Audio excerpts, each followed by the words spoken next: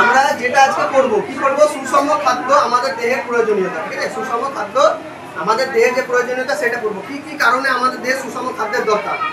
আমরা যদি একটা গাছ লাগাই তাহলে আমরা কি দেখবো, সেই গাছকে আমাদেরকে সবকিছু দিতে হবে, তাই না? আমরা যখন বীজের অঙ্কুরোদ্গম যখন দেখেছিলাম তখন দেখেছিলাম 3টে বীজ আমরা একটা লাঠিতে লাগিয়ে রেখেছিলাম। একটা বীজ একদম নিচে ছিল, তাই না, জলের ভেতরে, আর একটা বীজ ছিল মাঝে, আর একটা বীজ ছিল একবার ওপরে। যে একদম জলের নিচে ছিল তাকে দেখছিলাম যে আমরা সে পাচ্ছিল শুধু জল আর আলো, বাতাস সে পাচ্ছিল না, তার জন্য সেখানে অঙ্কুর বেরিয়েছিল, বেড়ায়নি। আর একটা বীজ ছিল একদম ওপরে, যেটাতে আলো পাচ্ছিল আর বাতাস পাচ্ছিল, জল পাচ্ছিল কি পাইনি, তার জন্য ওইখানে অঙ্কুর বেরিয়েছিল, বেড়ায়নি। আর একটা বীজ ছিল যেটা মধ্যে ছিল, সে জলও পাচ্ছিল, আলো পাচ্ছিল, বাতাসও পাচ্ছিল, সেখানে অঙ্কুর বেরিয়েছিল, বেরিয়েছিল। ঠিক সেরকম আমাদের দেহকে ঠিকঠাক বেড়ে ওঠার জন্য আমাদের সুষম খাদ্যের প্রয়োজন। সবকিছুই সুষম খাদ্য যদি আমরা সেগুলো ঠিকঠাক ভাবে খাই।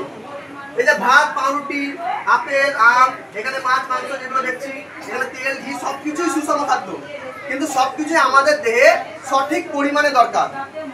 আমরা কি দেখছিলাম অঙ্কুরের সময়, যে শুধু জল পাচ্ছে তখন কিন্তু হয়নি, শুধু আলো পাচ্ছে তখন কিন্তু হয়নি, যখন সবকিছু একসঙ্গে পেয়েছে তখনই হয়েছে।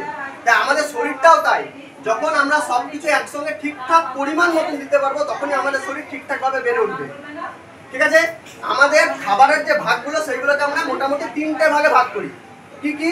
একটা হচ্ছে শর্করা জাতীয় খাবার, প্রোটিন জাতীয় খাবার, আর স্নেহ বা ফ্যাট জাতীয় খাবার, ঠিক আছে? আর এছাড়াও আমাদের কি আছে, একটা আছে ভিটামিন বা মিনারেলস, সেই সব খাবার। আমরা যদি খুব বেশি পরিমাণে শর্করা খাই তাহলেও কিন্তু হবে না, খুব বেশি পরিমাণে যদি ভিটামিন প্রোটিন খেয়ে নিই তাহলেও কিন্তু হবে না। সবকিছু আমাদেরকে ঠিকঠাক পরিমাণ মতন খেতে হবে। এখানে দেখো লিখে রেখে দিয়েছি, আমাদের সবচেয়ে বেশি পরিমাণে যেগুলো খেতে হবে সেগুলোকে এই শর্করা জাতীয় খাবার লেখাই আছে, সবচেয়ে বেশি পরিমাণে খেতে হয়। আমরা যখন ভাত খেতে বসি তখন দেখবা ভাত আমাদের সবচেয়ে বেশি পরিমাণে থাকে না? হ্যাঁ, কিন্তু আমরা কি করি, এখন সবজি একদম থাকেই না বলতে গেলে চলে, কিন্তু সবজিটাকে দেখো, সবজিটা কিন্তু ভাতের পরে সবজির পরিমাণ থাকতে হবে, সবজি বা ফল এইসবের পরিমাণ থাকতে হবে ভাতের পরেই। তারপরে প্রোটিন আমাদের শরীরে দরকার। কেন? প্রোটিনের সাহায্যে আমাদের কি হয়, আমাদের দেহে যে মাংস, সেই মাংস বেশি তৈরি হয় প্রোটিন খেলে। মাংস বেশি তৈরি হয় কিসের? প্রোটিন খেলে আমাদের শরীরে মাংস বেশি তৈরি হয়, তার জন্য আমাদের শরীরে প্রোটিনের দরকার, ঠিক আছে? এই যে শর্করা খেলে কি হয়, শর্করা খেলে আমাদের শক্তি বাড়ে, কি হয়, শক্তি বৃদ্ধি হয়। এখানটায় দেখো স্নেহ বা ফ্যাট জাতীয় আছে, এগুলো খেলে কি হয়, স্নেহ বা ফ্যাট জাতীয় খাবার খেলে আমাদের শরীরে যে হাড় থাকে, হ্যাঁ, দুধ বা ঘি এইসব জাতীয় খাবার যদি আমরা খাই আমাদের শরীরে হাড় শক্ত হয়, ঠিক আছে? তাহলে আমাদেরকে সবকিছুই খেতে হবে ঠিকঠাক পরিমাণে। এই যে ভিটামিন আছে, ভিটামিন খেলে কি হবে, আমাদের শরীরে বিভিন্ন রোগ হয়, সর্দি কাশি, এখন সবারই হতে থাকে সর্দি কাশি। কেন বলো দেখি? আমরা সবজি খাওয়া একদম কমিয়ে দিয়েছি, সবজি ফল এসব খাওয়া আমরা একদম কমিয়ে দিয়েছি, তার জন্য এখনকার মানুষের সর্দি কাশি খুব সহজেই হয়ে যায়। আগেকার মানুষের সর্দি কাশি হতোই না, কি জন্য?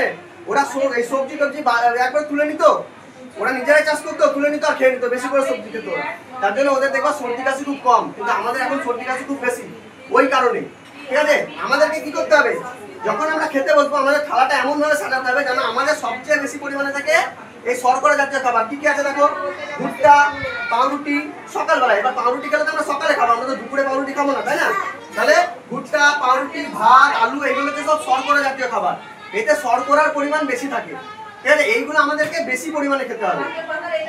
তারপরে যখন থালা সাজাচ্ছি আমরা, ভাত রাখলাম, ভাতের পরে তারপরে রাখতে হবে যেটা সবজি, ভাতের পরে সবজির পরিমাণ থাকবে সবচেয়ে বেশি। প্রথমে সবচেয়ে বেশি ভাত, তারপরে থাকবে কি সবজিগুলো, ঠিক আছে?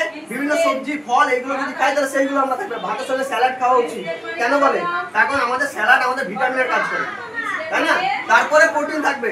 এখন আমরা কি করছি, এক তরকারি ভাত, শুধু মাংস আর ভাত খেয়ে নিচ্ছি, সবজি থাকছেই না, তা করা যাবে না। প্রথমে সবচেয়ে বেশি থাকবে ভাত, তারপরে থাকবে সবজি, তারপরে প্রোটিন জাতীয় খাবার, ডিম, ডাল, মাংস, দুধ এইসব যদি থাকে তাহলে সেইগুলো থাকবে তারপরে। আর সব থেকে কম পরিমাণে আমাদেরকে খেতে হবে চিনি, লবণ, তেল, ঘি এইসব জাতীয় খাবারগুলো সবচেয়ে কম।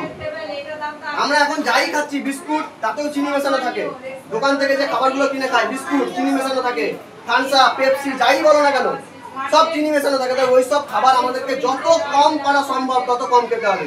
দোকানের খাবার খেতে মানা করে কে জন্য? আমাদের যে এইটা আছে প্যাকেটটা, সেই প্যাকেটগুলো পরে দেখবা শর্করার পরিমাণ কতটা থাকে।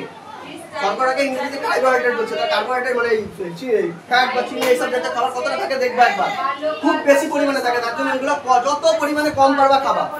থামস আপ, পেপসি এগুলো তো না খাওয়াই উচিত, ওইগুলো না খাওয়াই উচিত, ওইগুলো খাওয়াই যাবে না, ঠিক আছে? তাহলে দোকানের খাবার যত কম পারা সম্ভব তত কম খাবা। সব থেকে যেভাবে খাবারটা বলেছি এইভাবে এর পরের দিন থেকে খেতে হবে আমাদেরকে, তাহলে আমাদের শরীরে ঠিকঠাক ভাবে কাজে দেবে।